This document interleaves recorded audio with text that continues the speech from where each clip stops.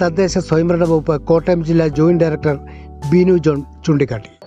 അതായത് നമ്മളുടെ മാലിന്യങ്ങൾ, നമ്മളുടെ ജീവിതത്തിൻ്റെ ഭാഗമായിട്ട് നമ്മൾ ഉൽപ്പാദിപ്പിക്കപ്പെടുന്ന അജൈവ മാലിന്യങ്ങൾ കൃത്യമായി പുനഃചംക്രമണത്തിന് ഓതറൈസ്ഡ് ഏജൻസികൾക്ക്, ഹരിതകർമ്മസേന പോലുള്ള ഏജൻസികൾക്ക് കൈമാറി നമ്മളുടെ നാട് വലിച്ചെറിയൽ മുക്ത ഒരു നാട് സൃഷ്ടിക്കുക എന്നുള്ളതാണ് ഈ ക്യാമ്പയിൻ്റെ പ്രധാനപ്പെട്ട പ്രവർത്തനം.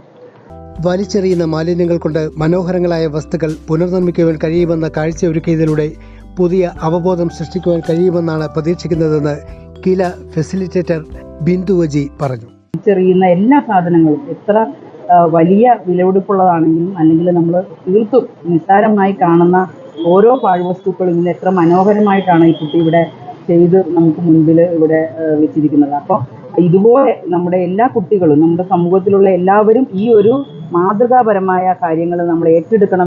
വിദ്യാർത്ഥിനിയായ ആദിത്യ ബാബുവാണ് പാഴ്വസ്തുക്കളിൽ നിന്നും ഇവിടെ മനോഹരങ്ങളായ അലങ്കാര വസ്തുക്കൾ നിർമ്മിച്ചത്.